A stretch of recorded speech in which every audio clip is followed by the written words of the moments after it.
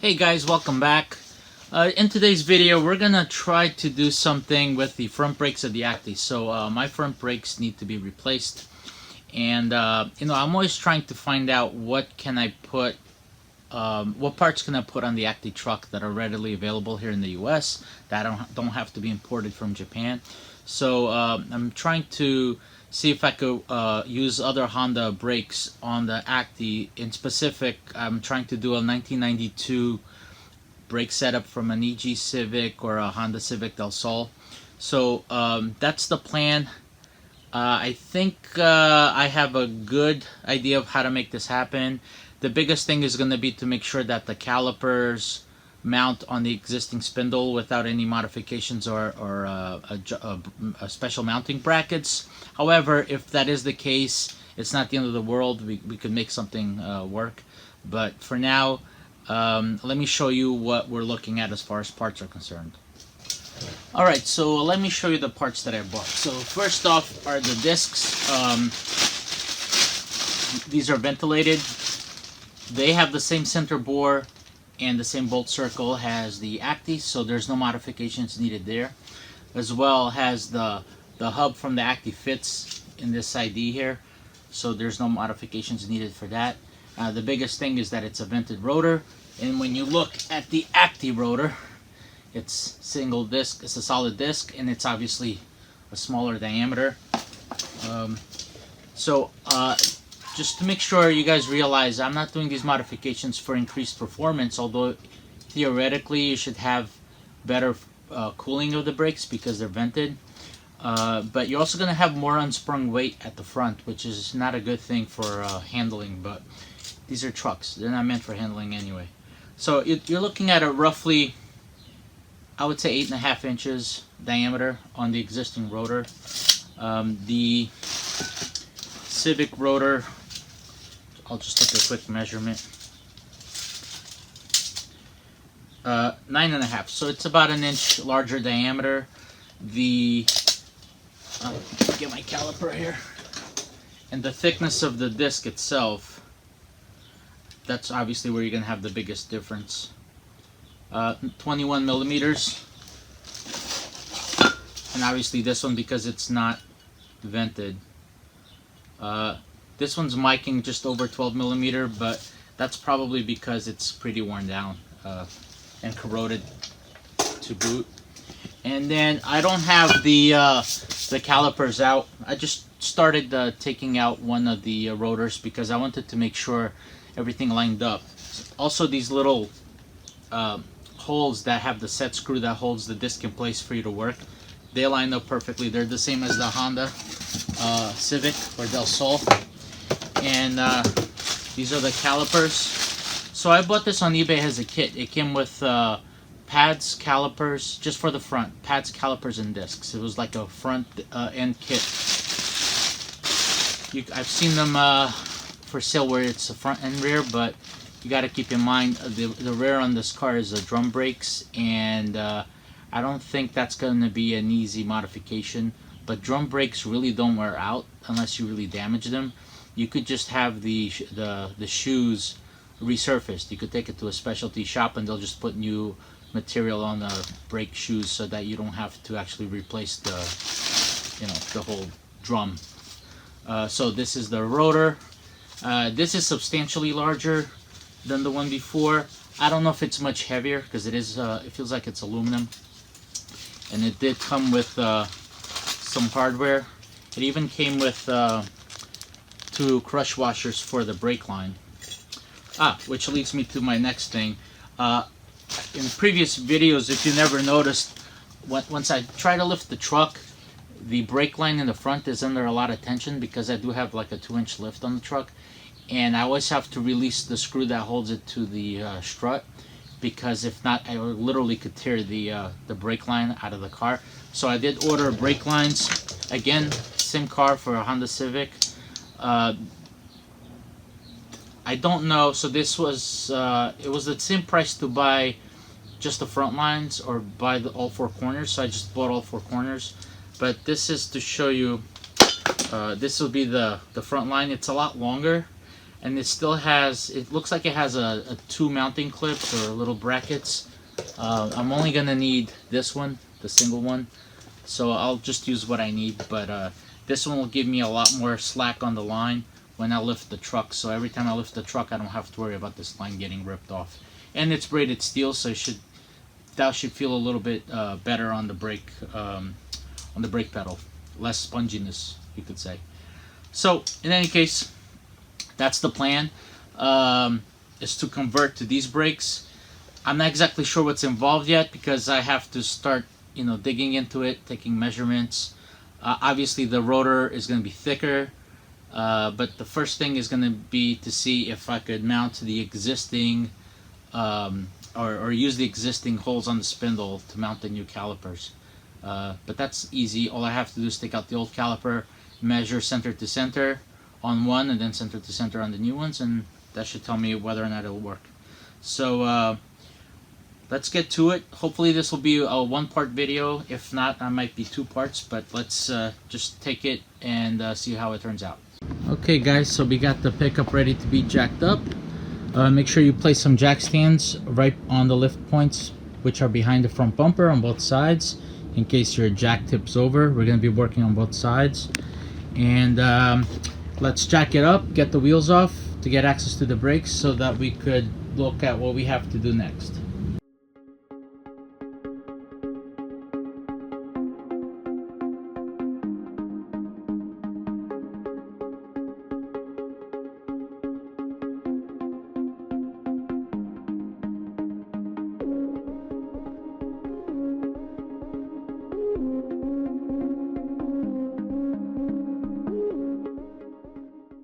Okay, I got the wheel off. I also took out my wheel spacer. You don't have to deal with that. But next is to remove these 2 set screws here on the brake rotor. That's a Japanese, I forgot what it's called. I think it's JPS. But basically it's a Japanese standard size. It's not a regular Phillips number 2. And what I would recommend is to, at this point, just spray some liquid wrench or WD-40 in all these holes to try to, and even behind the rotor, to just get the rotor to loosen up, just in case it's gonna give you a hard time. And actually before that, I think I'm gonna remove the brake caliper and just zip tie it to the spring up here, just so it's out of the way. One thing on my car, I think I've mentioned it before, but the brake lines are too short with the lift, and whenever I lift up the truck, I have to remove this bolt that secures it to the strut. Let's see if you see if I can get a better shot. So right here, this bolt's right here, and if I do that, it puts too much tension on the top section, and it literally could rip off your brake line. So at least for me, I always have to remove this bolt before I lift up the truck. If you have a lift, you might have the same situation. So I'm hoping that when I do this brake change, I'm also going to change this brake line to a longer one. But let's get the caliper off, let's get the rotor off, and then we could try to fit our new parts on. Alright, so what I'm going to use is, I got this, I think on Amazon. It's an impact screwdriver, but it is the correct Japanese size. And I'm going to see if I could put the link for this in the description. But basically it's just, it looks like a Phillips head, but it's just so slightly different. I tried to do a Phillips head on the other side, and I stripped the head of the screw right off. So, and again, if you're not familiar with the impact, basically every time you hit it, it turns just a bit to undo. It doesn't turn to tighten, just to untighten. But I'm gonna try to remove those. That was the hardest thing to do on the other side, was just to remove the set screws because they got stripped. So hopefully it'll go smoother this time.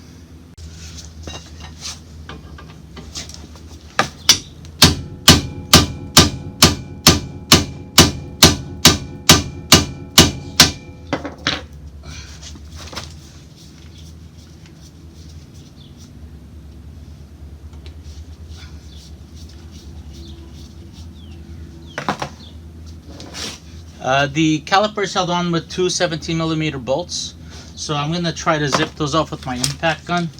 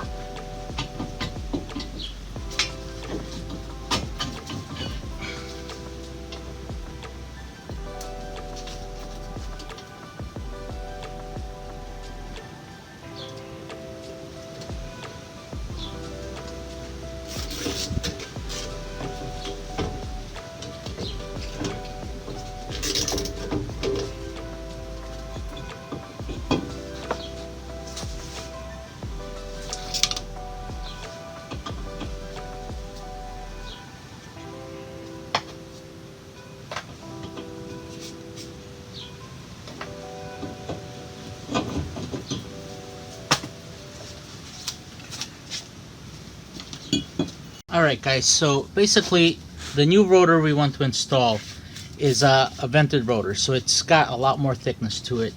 Now I don't have to worry about this matching the caliper because they're part of the same set, so I know the caliper will work with this rotor, the caliper I bought, not the original, as long as it's centered properly. Like, it can't be off to one side or too close to the other. It has to be perfectly centered. So the one thing I got to do is figure out how far away from the hub this caliper needs to be mounted. Now when I took measurements off of these two, and you look at the, it's kind of hard to tell on camera, but the hat depth is very similar. This one's slightly bigger, but it's also a thicker material on the actual rotor. This flange here, or the hat section, is a lot thicker as well, so that will already bring it out a little bit. But the next thing I got to do is basically put some sort of a plate on the hub. And what I did was I had a 3D printed one just to make sure it will work. I had to open this up a little bit. I had to sand it down a little bit as well, but this was just a test run to make sure everything lined up. And when I placed that on there, and then I put my rotor on there, I could figure out that it would clear the hub. Let me just turn the wheel over so you can see it better. So when I push this on here, you see it looks like it's touching, but this is actually bent. But basically it will clear this dust shield. And the other thing I have to do is mount to the new caliper to make sure that it's centered on this hub. So let's do that now and take a look at what we have to do. I'm pretty sure I'm gonna have to cut this shroud just because the caliper is a lot bigger than the old one. So let's put that on and see what we're looking at. Alright, so looking at the caliper, it looks like I'm gonna have to cut I have to follow this line right here and just cut straight up. So just all this material here needs to go straight up, and then on the bottom same thing, just cut straight down. And I think then the caliper will fit. I might also have to cut this inner part here. Let me see if I could show you that. So like I said, I'm gonna have to follow this line here and just cut straight up and across, and on the bottom follow that line straight down. And then there's also this flange here, which I'm gonna have to remove. So let's get cutting.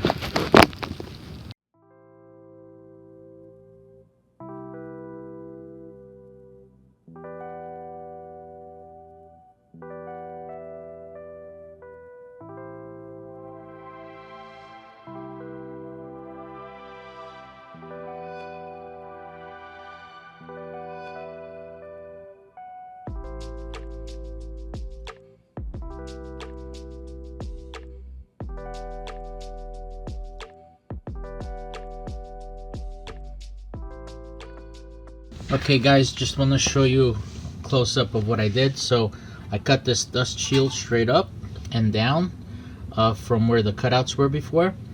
I also, there was a flange here which I cut into and then wiggled until I got it to break off. And now we have clearance for the bracket, I'm sorry, for the caliper bracket. Now, so let me show you that. So you see here, this is the caliper, and when that mounts up on there, now it clears the dust shield. Now the one thing we do have to do is remove these threaded studs and put longer ones. I was running a 1.5 inch wheel spacers, so these were already a little bit too short even before this sandwich that we're going to put in here of the 1/4 inch thick material. So this is something I needed to do. However, I might need a specific length that's not available, so I might end up ordering long ones and then cutting them down just because of my particular application. So we're gonna hammer these back, and just gonna put some liquid wrench on end so that they slide out a little bit easier, and then I'll just tap them and back them out.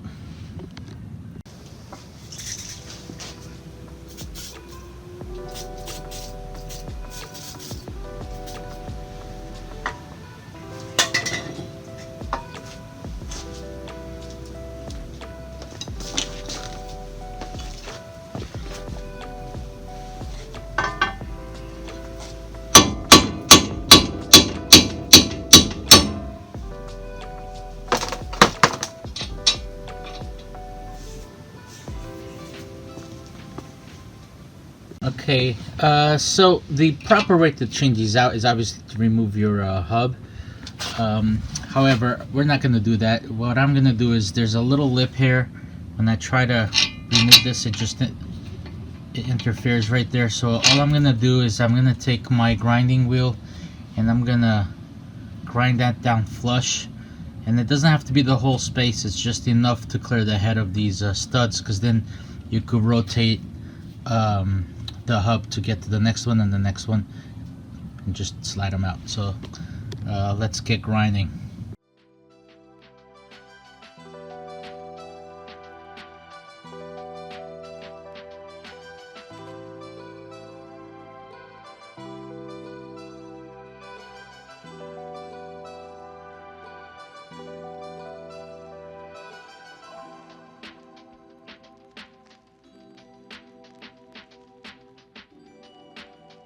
Alright, so now it's time to insert the new studs. You could see the difference in size from the original to these. I believe these are 55 millimeter. I got these on eBay. I think they cost like 18 bucks. This is not the ideal size for me. If you're not running wheel spacers, then this will work fine for you. I wish I could have found something that was a ½ inch shorter. But what I might end up doing is just cutting a ½ inch off of these once I have them installed. So to install these, we're gonna feed them through the notch that we cut into the hub here, and then we're gonna put a socket so we don't have to thread it all the way.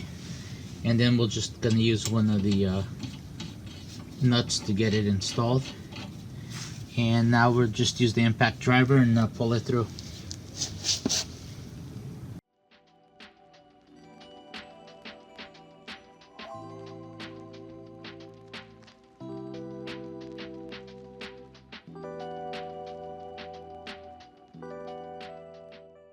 Alright guys, so I took this file and I just sent the XF file for this piece to Send Cut Send, and I ordered these laser cut in aluminum.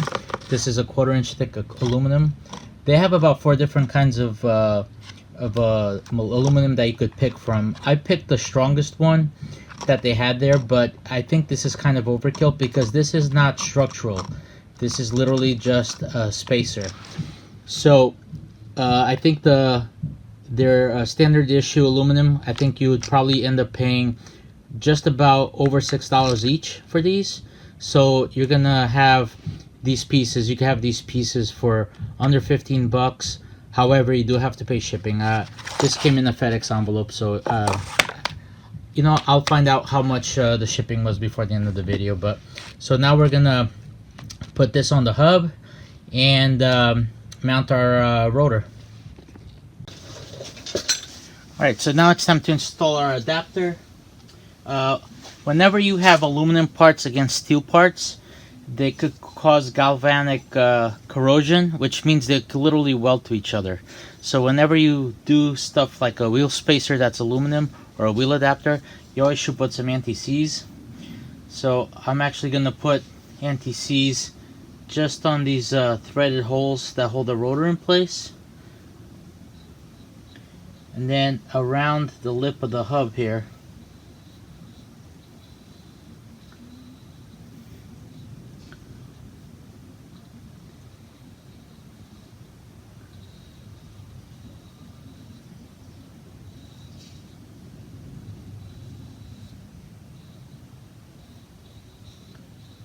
It's a little sloppy.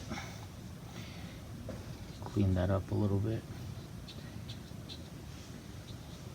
Make sure you don't get it on the studs. Do not want anti-seize on those. Okay. Okay, so when installing the adapter, you'll see that there's the large 4 holes for the studs, but then there's these smaller holes. And the ones closest to the outer edge, those are the ones that are gonna mount to the hub. So the little set screws on the rotor. So make sure that, in my case, they're right there. So you're gonna place them pointing up. Okay, so that's on there now. Now we could put the rotor. Okay, time to install the rotor. Again, make sure that this hole, or these holes here at the top, line up with those holes there on the hub. And those will take our countersunk screws to hold it in place. So what I'm gonna do is, again, this is steel, this is aluminum. We're gonna put a little bit of anti-seize so that we don't have to deal with any issues when the time comes to take these off for whatever reason.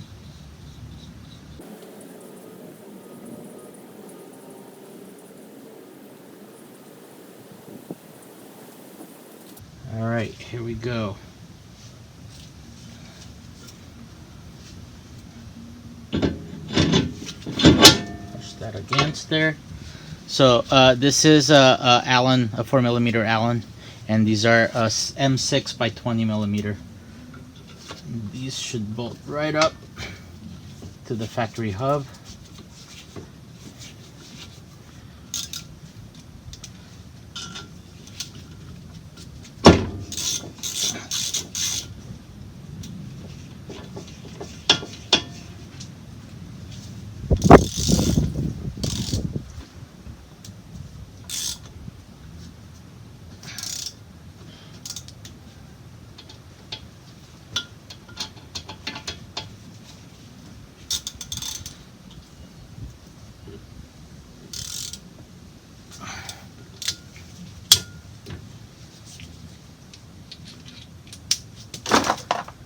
Alright, so we got our rotor installed. Now it's time to install the caliper. Okay guys, just want to explain something to you about the calipers. On a Honda Civic, the calipers are, now again, this is the right side of the car, which in our case would be the driver's side. On the US Spec, obviously the right side is the passenger. But just want to explain something to you guys. The Civic has the caliper, it's called a leading caliper. It means it's in front of the rotor, but the Acty uses a trailing caliper, which means it's in the back of the rotor. Because of this, we need to switch the calipers, meaning these will come labeled. See, that one has an L for left, and then there's one that has an R for right, and what you need to do is you need to switch them. So this one is the left caliper on the Civic, but it's going to become the right caliper on the Acty. So you got to make sure you don't make that mistake. And the way you could double check is you got to make sure that this bleed valve is pointing up. So if you were to put it on the wrong side, it'll be pointing down. You know that's the wrong way. So always points up so that you could bleed the air bubbles. So what I'm gonna do is I'm gonna break open this bolt here, because the way these calipers work is this hinges up so they could do the brake pad changes, and then you slide it back down and you put that bolt back. So I'm gonna break that open just so I could see when I'm bolting this on whether I'm off on the center of the rotor. Remember, the important thing here is that the rotor has to be perfectly centered on your caliper, or else you're gonna have uneven wear and a weird brake pedal feel when you hit the brakes. So that's why I want to lift this up to expose what's behind there, and I have perfect visibility. So let's get this open.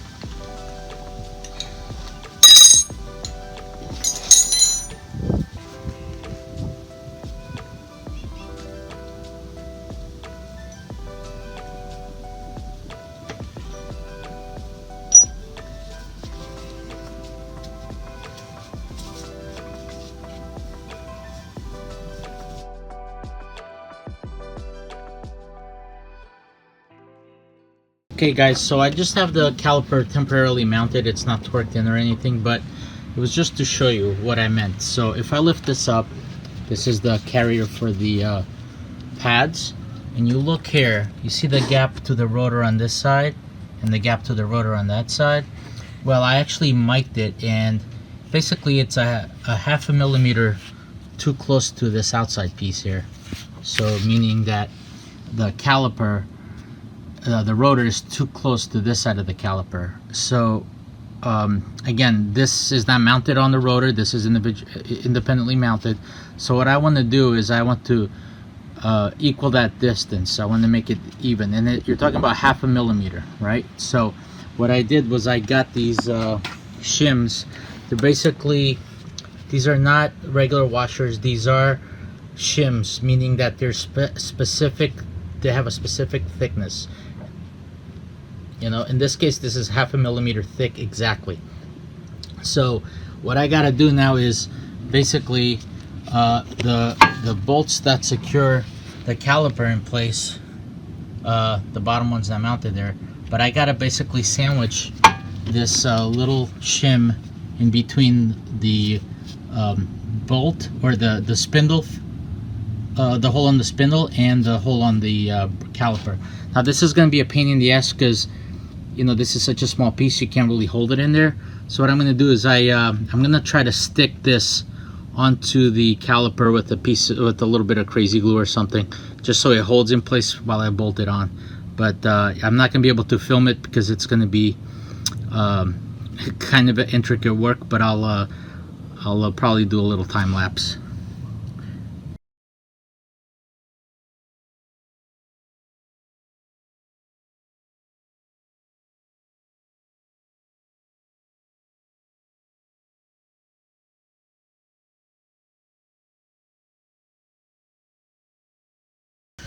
Alright, now that we have the caliper mounted with our shims, we're just gonna turn the wheel here and we're gonna torque the caliper bolts to the spec.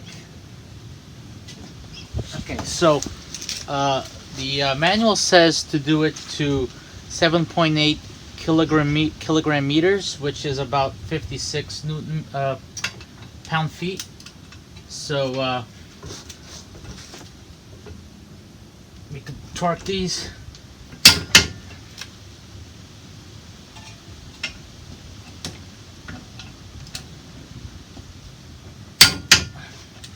We could lift this up and the carrier up, and we could load our calipers. Alright, so the kit I ordered came with, it was a front brake kit for a Civic del Sol 92, thereabouts. And it came with the caliper, the rotors, and the pads. It also came with a little baggie of hardware, and in here are the retainer clips for the brake pads, but it also had 2 copper crush washers for the brake line. So we're gonna put those aside, and we're just gonna install our clips. These are they have to be put in a certain way, and I'll show you the detail for that. Okay, so first let's do the clips on the bottom. So there's 2 kinds of clips. Actually, let me show you those first. So there's 2 of these little ones, and then there's 2 of these big ones that have a spring. You can see they're spring loaded here. So the way I'm going to install these are, I'm going to put the spring loaded piece on the bottom and the other one on the top from the side. So basically I'm just gonna flex this in and then pop that in. So that's in place now. And then for the top one, it's kind of the same thing. You just could really go one way. So let me show you the detail. Okay, so here it is. It's the bottom one. So if you pay attention, it's got the bracket has a radius corner here and a sharp corner here. So just make sure you put the clip so that the radius corner fits into the radius corner. Same thing here on top. You can see radius corner here, sharp corner there. And again, these these pieces that protrude out, always away from the rotor. Then I'm gonna put a flashlight in here so you can see the inside. Same thing, pointing away from the rotor, pointing away from the rotor. So now we could load our pads in there. So the pads, this one that has this clip on it, that's the pad that goes on the inside. If this were to stick out, protrude this way, or interfere with your wheels, so you could just load that, and pretty straightforward. You're gonna line up the into that spring clip and then pop it in place at the top.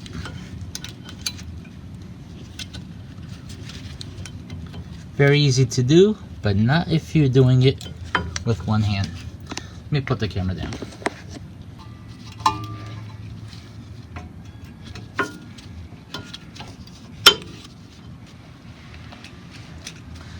Okay, and now for the other pad. Again, let me change the angle. Okay, now for the other side, the outside face, this one's a lot easier because we can see what we're doing.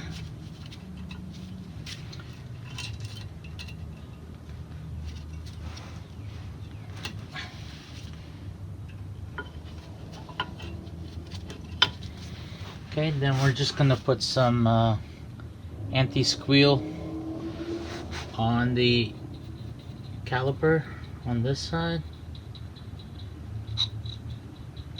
and a little bit on the back of the pad, or you could put it also on this piston here, whatever you prefer.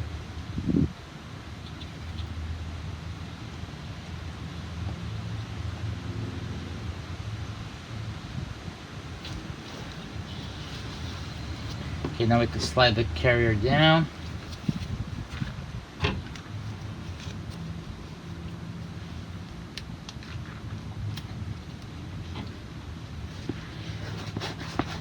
And we could put our bolt back.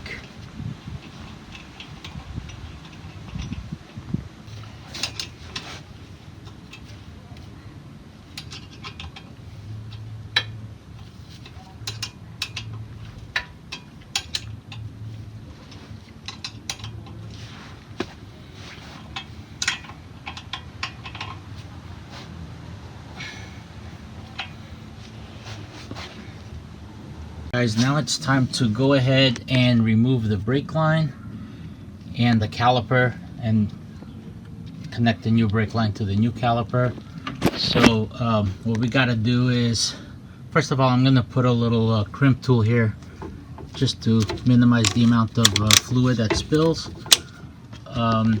There's a little metal retainer clip here that needs to be pulled out, and then we could undo the top fastener here. We're going to need to hold on to this bottom one while we spin that top one, because this doesn't have like a hex head on it or anything, so I'm just going to use like vice grips to hold those. And oh, and another thing is the brake reservoir in this car, in case you don't know, it's on the driver's side inside the dashboard. So you just pull out this access panel here, you pull it out in this way first and then out this way, and there's the brake reservoir. It's full because I just topped it off, because when I bleed out, I want to make sure no air gets in there. Use only .3 or .4 brake fluid. So let's go ahead and get started with the brake lines. Just want to show you a comparison of the old brake line with the new one. You could see it's about 5 inches longer than before. Also, this piece here was crimped on so it didn't slide, which made this really be under tension when I raised the pickup. But now this thing actually slides along the brake line, so this will be the one going in.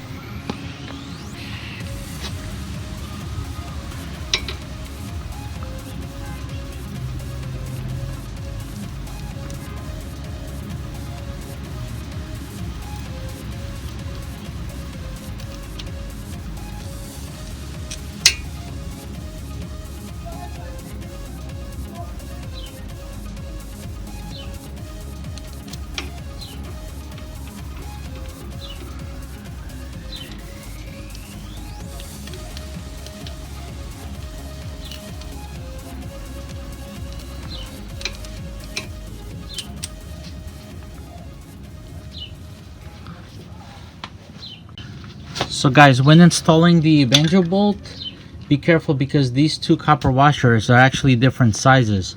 So if you look at the bolt, it has like a little collar in there, and if you put the wrong washer first, let me see, if I put this one here, so this is the correct one. If I were to put the other one, it's gonna sit proud of that collar.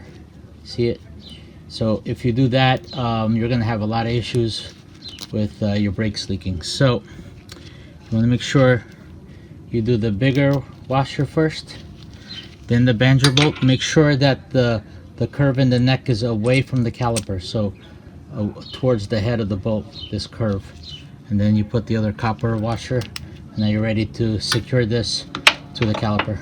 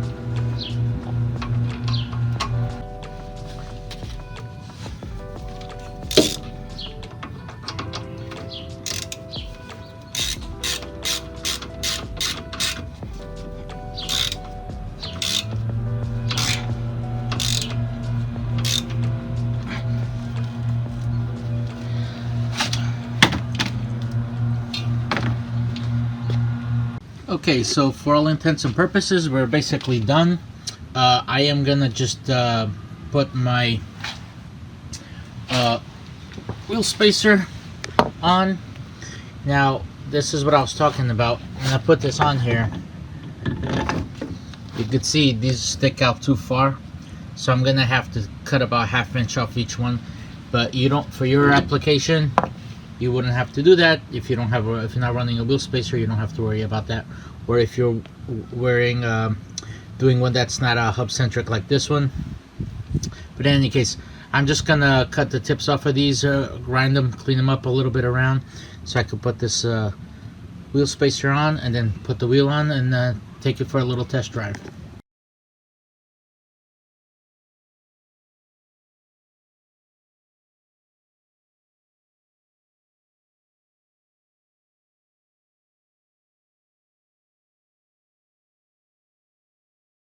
So I just realized that me putting the wheels back on, none of it was caught on film because my card was full and I never even realized it. But I just want to show you what it looks like. So here's my new big juicy calipers with my new brake line.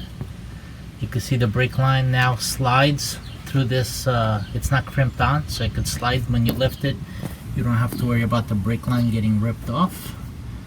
And the brake line goes up there. As you can see, oh, where is it? Where is the brake line? Right there. Right here.